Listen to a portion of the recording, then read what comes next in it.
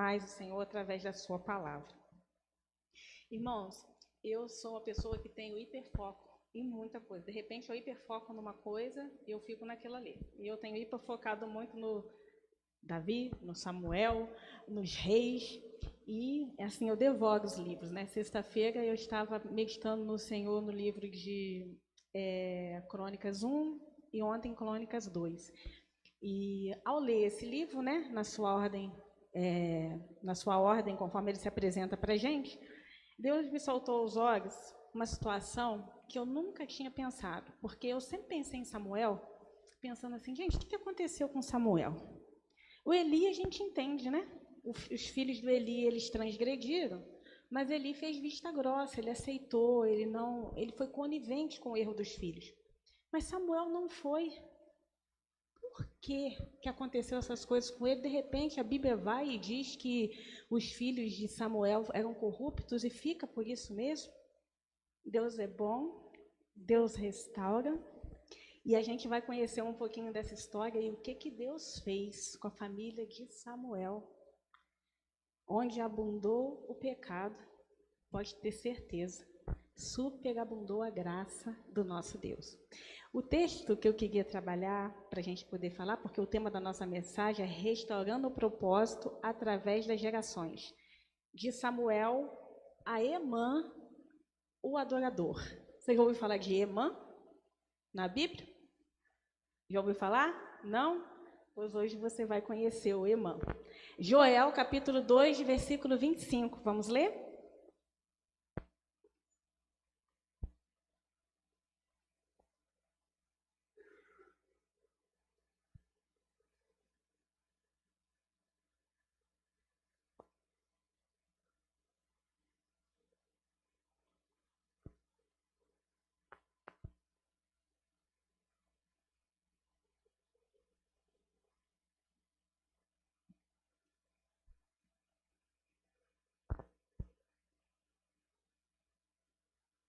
Amém?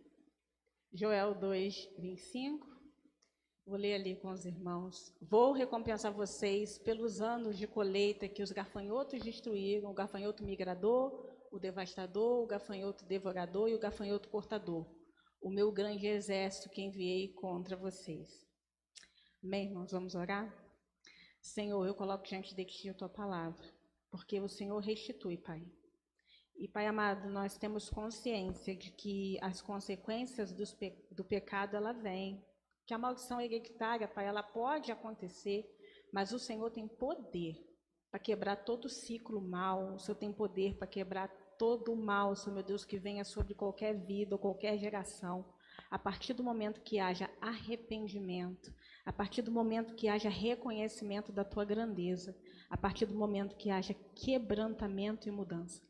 O Senhor faz nova todas as coisas. O Senhor restitui, o Senhor restaura. E nós estamos aqui para ouvir o Senhor, Pai amado, nos ensinar aquilo que podemos aprender através da Tua palavra. Seja, Senhor, conosco. Tu sabes, ó Pai, que eu não tenho nenhuma vaidade de estar nesse lugar. O Senhor sabe que muitas vezes, antes de aceitar, eu rejeito diante do Senhor. E o Senhor, Pai amado, é que testifica todas as palavras e todas as coisas. Por isso eu coloco mais uma vez nas Tuas mãos a minha boca e peço que o Teu Espírito de sabedoria, discernimento e entendimento possa estar em nós, cada um de nós, para que nós possamos entender aquilo que Tu quer trazer a esta igreja que se reúne nessa manhã aqui e na sua casa. Em nome de Jesus, amém. Poder se sentar, irmãos. Samuel, ele foi um juiz e profeta, e Samuel foi um homem íntegro. Samuel foi um homem que viveu de acordo com a vontade de Deus. Mas os seus filhos Joel e Abias não. Você vai encontrar no capítulo 8 de 1 Samuel, pode abrir lá também se você quiser, no capítulo 8, que a gente vai ler alguns versículos ali, algumas informações sobre essa família. Né? Capítulo 5 vai dizer assim, o povo se reúne diante de Samuel e diz assim, eis que já estás velho e teus filhos não andam pelos teus caminhos.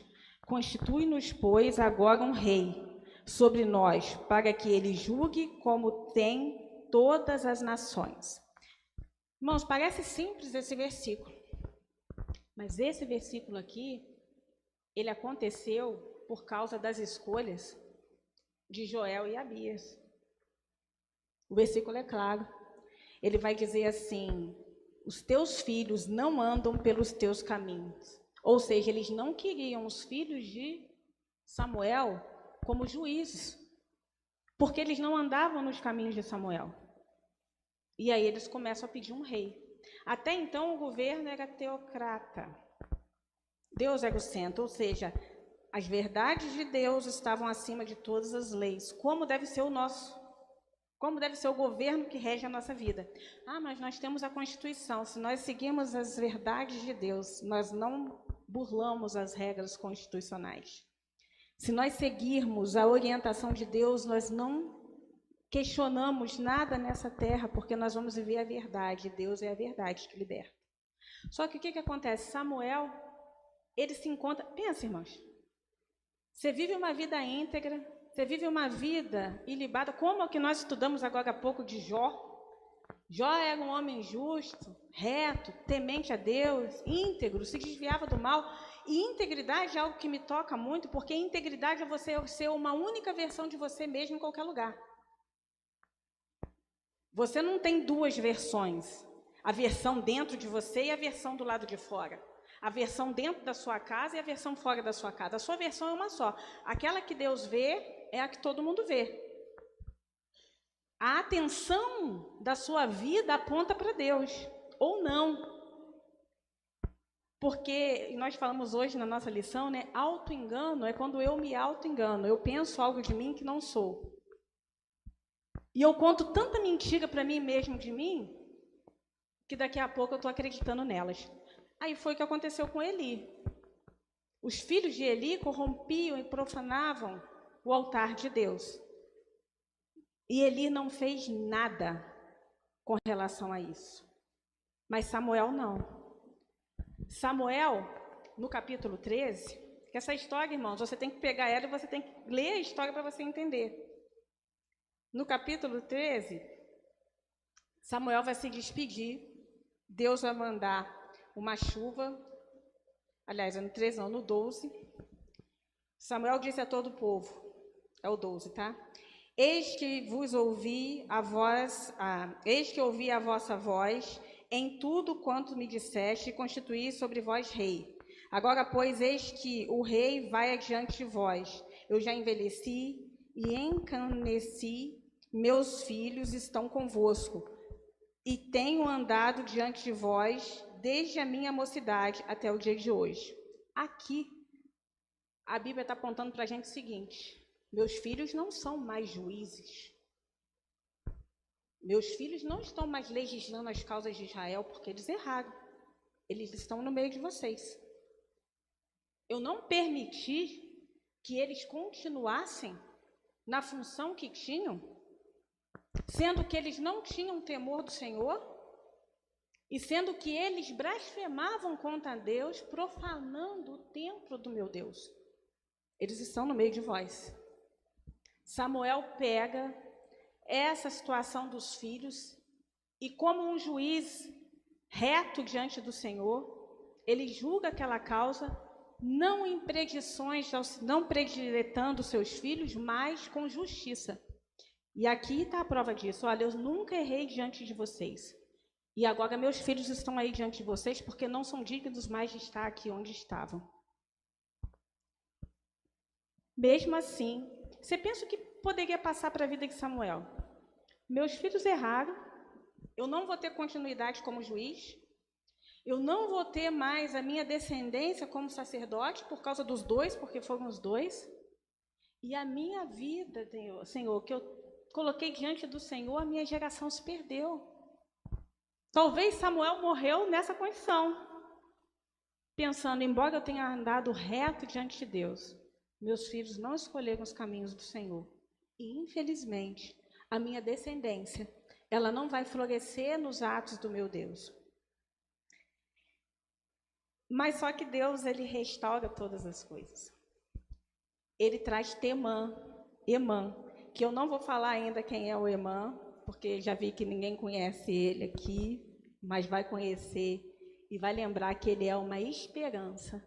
Se você acha que a sua geração está perdida, Ele é uma esperança. Se você acha que a obra justa que você faz diante de Deus não está sendo em vão.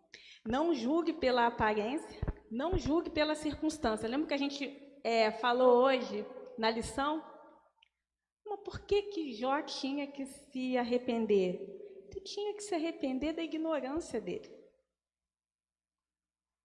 E por que Deus, ele vai dizer que conhecia Deus antes de ser restituído? Porque Deus queria mostrar para ele que, olha, independente da circunstância, eu sou Deus. Depois ele foi restituído. Depois que ele reconheceu quem era Deus, depois que ele orou pelos inimigos, ele recebeu a restituição. Não foi antes. Sabe por quê? Porque quem ama a Deus não precisa ver para crer. Nós precisamos nos enxergar no milagre. Eu acredito que Samuel orou pelos filhos até morrer. Eu vi a minha avó orando pelo meu tio, que é pastor há mais de 20 anos. Eu vi, pequenininha, minha avó colocando meu tio no chuveiro, drogado, bêbado, com 17 anos. Eu vi o meu tio ser escolhido por Deus. A minha avó não viu aqui. Mas ela vai receber todas essas boas notícias na eternidade. Sabe por quê? Porque o transitório não é o eterno. O que você vê com os teus olhos não é tudo que Deus está fazendo na tua casa e na tua família. A obra de Deus, ela não está toda diante de nós, sabe por quê? Porque Deus é infinito, multiforme graça e age também de acordo com aquilo que a gente entrega, com as escolhas que a gente faz. Samuel era íntegro e tinha esperança. Ele era profeta e juiz, nomeou os filhos, ele fez o que era certo, ele deu para os filhos as condições. Ele semeou fé, ele esperava a continuidade do propósito divino. Mas ele entendia que as escolhas eram dos filhos, não era dele. Jó e Abias, eles romperam. Versículo 3 do capítulo 8 vai contar o que eles faziam. Porém, os seus filhos não andavam pelos caminhos dele. Antes se inclinaram à avareza e aceitavam suborno e perverteram o juízo. Qual era o pecado dos filhos de Samuel? Dinheiro, avareza, suborno. Dinheiro dominava a vida deles e eles nem se perceberam que estavam sendo dominados pelo vil metal. Abias e Joel romperam, houve uma crise nacional por causa disso, porque Israel não aceitou mais aquele regime de governo. Israel perde um rei, rompe com a teocracia, vira um povo igual aos outros povos, que tem um rei, que governa sobre eles, mas Deus já sabia disso, porque lá na lei de Moisés, até para os reis, Deus instituiu como eles deveriam andar. As consequências estão lá no versículo 7. E disse o Senhor a Samuel: ouve a voz do povo em tudo quanto te dizem, pois não te tem rejeitado a ti, antes a mim, nem tem rejeitado, a mim me tem rejeitado, para eu não reinar sobre eles. Então, por causa do estupim dos filhos de Samuel, o povo rejeita Deus. Sabe o que eu aprendo com isso? Qualquer coisa que eu faço aqui na terra, sob o princípio de que o Senhor é a terra, a sua plenitude, o mundo, aqueles que nele habitam, eu estou fazendo contra Deus. Cada ser humano ele é importante e precioso para Deus. Quando de alguma forma você tenta afetá-lo, quando de alguma forma você tenta atingi-lo com o mal, você está atingindo a Deus. Lembra o que Ezequias disse quando Senaqueribe foi atrás dele? Senhor, olha só, a afronta é tua. Lembra o que Davi disse quando ele pecou com Betseba? Contra ti somente eu pequei. Então, se você às vezes pensa que tentando atingir alguém você se sente bem, reveja seus sentimentos, porque nós somos assim. Repreenda-os, porque eles não são de Deus. Quando você tenta se vingar, quando você tenta ofender, quando você tenta diminuir, quando você tenta rejeitar, você está rejeitando a Deus. Porque em todas as circunstâncias é a Ele que você está atingindo. É a ele que você está tocando. As consequências nacionais: fim da teocracia, Israel deixou o governo, início da monarquia, 1 Samuel capítulo 10, quando Saul é ungido rei de Israel. Saul peca contra o Senhor, porque ele consultou adivinhos, porque ele não aceitou perder aquele status quo, porque ele queria agradar. Sabe o que agradava a Saul? Sabe o que era o medidor de Saul para saber que ele estava bem no governo? É o povo estar com ele. E a gente vai ver Jesus que não fazia questão nenhuma disso. Certa vez Jesus pregou, e aí todo mundo foi indo embora.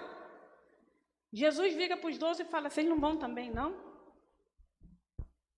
Vai embora. Se não consegue aceitar a verdade, se não quer se libertar, se não quer experimentar da graça e da misericórdia que só Deus pode dar. Aí Pedro diz: para onde iremos nós, se só tu tens as palavras de vida eterna? Aí, centralização do poder e tributos, no capítulo 8, versículo 11 a 18, vai falar sobre os tributos. Israel não pagava tributo, começou a pagar, isso foi um peso para o povo, né? Aí, aquele modelo que existia não existe mais. Deus não é mais aquele que lidera, mas agora é o soberano rei, que tem a força para defender o povo. Ou seja, eles fizeram uma imagem no lugar do Deus vivo, por causa das escolhas do filho de Samuel, que era um homem íntegro, irrepreensível diante de Deus. Rejeição simbólica da liderança divina, que foi no capítulo 7, quando Deus diz que não foi eles, mas foi eu que eles rejeitaram. Assim terminou a vida de Samuel. Ele morreu dentro dessa situação. Meus filhos pecaram, mudamos o governo de Israel por causa deles. A minha descendência pereceu. Mas aí lá em 1 Crônicas, capítulo 33, 6, versículo 33,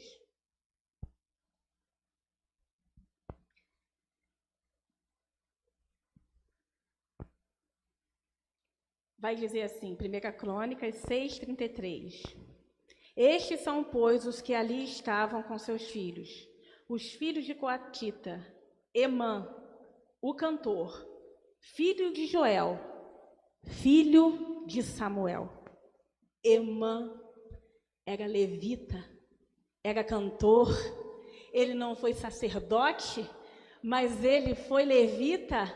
Ele estava na casa de Deus. Ele não viu o neto, mas o neto estava servindo a Deus. Ele era coatita. Salmo 84, eu vou pedir o Sidney para vir aqui à frente. Eu vou pedir você para se colocar de pé. Vai falar do Salmo dos coatitas. Quão amáveis são os teus tabernáculos. Lembra onde Samuel foi criado? Samuel foi criado no templo. Ana entregou Samuel para Deus.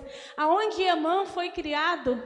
Joel entregou Emã para o templo de Deus, para a adoração ao Senhor. Emã também é a prova da restauração de Joel. Emã é a prova de que Deus restaura. Emã é a prova de que Deus escreve certo por linhas certas, não por linhas tortas. Vamos louvar a Deus com esse hino que diz: quão amáveis são os teus tabernáculos, Senhor dos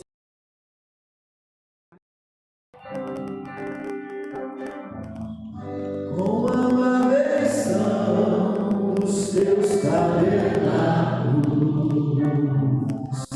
Senhor dos exércitos. A minha alma suspira e desfalece pelos teus átrios.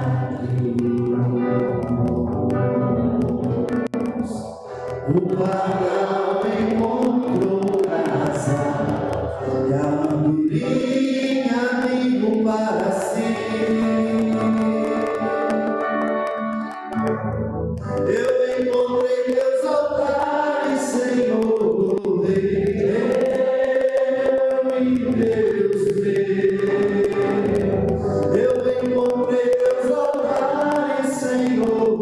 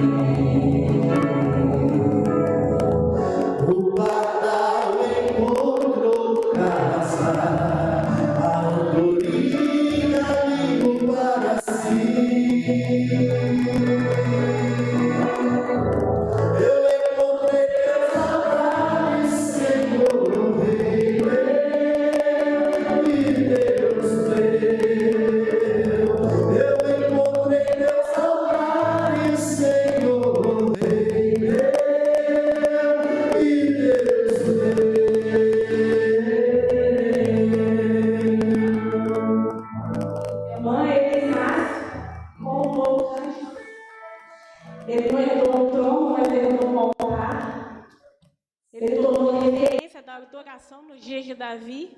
Foi Davi que colocou ele como cantor na casa do nosso Deus.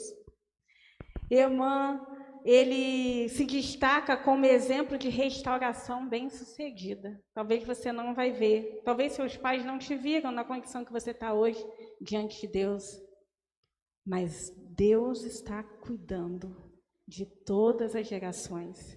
A restauração vai além de voltar a ser o que era antes. Olha só, Emã não voltou a ser juiz e sacerdote, ele seguiu o caminho que Deus trilhou para ele, como cantor, que vive nos atos do nosso Deus. Eu tenho aprendido uma coisa: a regra, a rigidez, ela quebra a ação de Deus na nossa vida.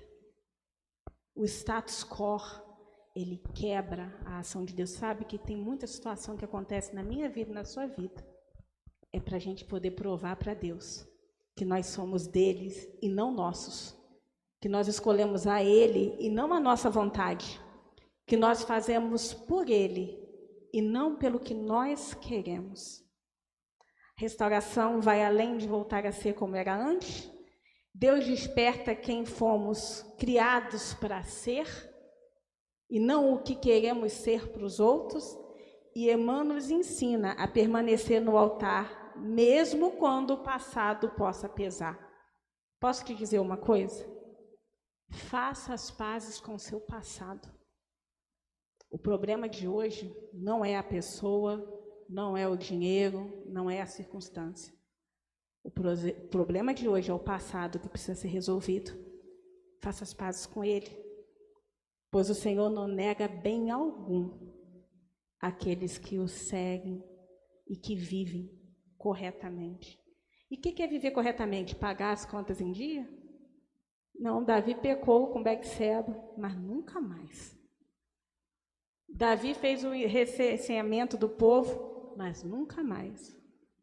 Davi tinha inclinações para mulheres, não entendia isso, foi se casando, até chegar ao ponto de trair Urias, Deus acima de todas as coisas, com Betseba. Ele era segundo o coração de Deus, sabe por quê? Ele podia errar, mas ele tinha arrependimento. Sabe por que a gente sabe da história de Davi e Betseba? Porque ele contou para todo mundo. Salmo 32, enquanto eu escondi o meu pecado, ele esteve diante de mim. Ele contou para todo mundo, irmãos. Ele expôs Betseba, ele expôs Salomão, mas ele não ficou mais refém do pecado e das investidas de Satanás. Ele sofreu com a consequência do pecado, sofreu, a família sofreu, nós sofremos por causa da consequência do pecado, sofremos porque nós temos que lidar com as nossas dores existenciais. Agora pensa que o inferno pode ser esse mundo travado, no orgulho de ser íntegro, no orgulho de ser reto. Sabe por que a gente sabe dos filhos de Samuel? Porque Samuel colocou eles no meio do povo e não fingiu que estava nada acontecendo na casa dele igual a Eli. Então, irmãos, vamos encontrar os altares de Deus. Que o Senhor nos repreenda, porque a mão de Deus é misericordiosa. Que o Senhor nos guarde do mal que pode haver dentro de nós. Porque se o Senhor nos guarda, que mal nos fará o homem?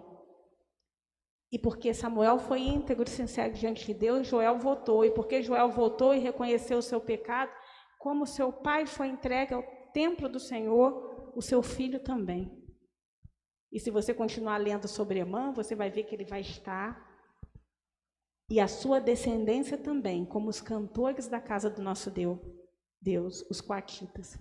Que nós possamos pensar o seguinte: não importa o que passou, eu vou fazer as pazes com o meu passado e eu vou restaurar o que eu puder restaurar daqui para frente. Restaurar não é ser igual era antes, restaurar é ser novo, restaurar é ser diferente, restaurar é andar pelos caminhos aplanados do Senhor. Amém? E o Salmo 84 vai dizer: bem-aventurado aqueles que habitam em sua casa, louvar-te-ão eternamente. Pai, eu coloco diante de Ti a nossa vida. Reconhecemos que dependemos do Senhor, Pai amado, porque a integridade não é aquela que nós forjamos pelo nosso entendimento, mas é aquela que nós mostramos através da vida que temos diante do Senhor.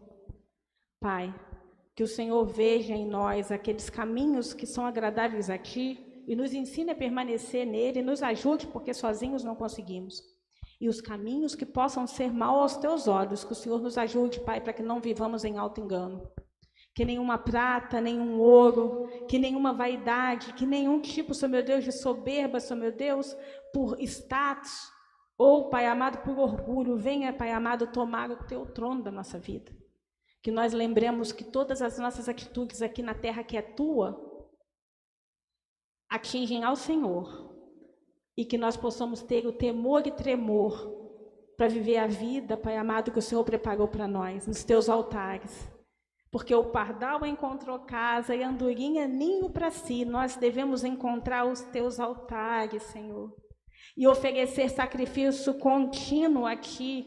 Não é só aqui, é todos os dias da nossa vida.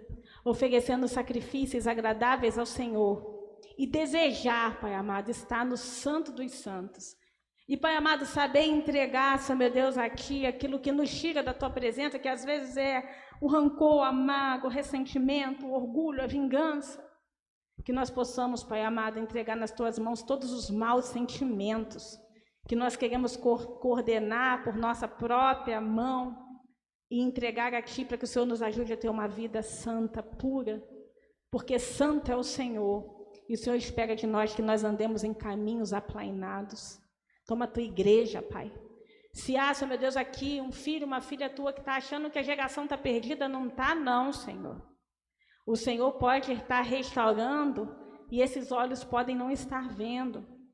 Continue orando, continue buscando, continue acreditando que Deus tem poder para fazer infinitamente mais. O que nós devemos fazer é continuar confiando em Deus. Confiando no Teu poder, confiando no Teu amor, confiando na Tua justiça, na Tua reta justiça. Em nome de Jesus. Amém.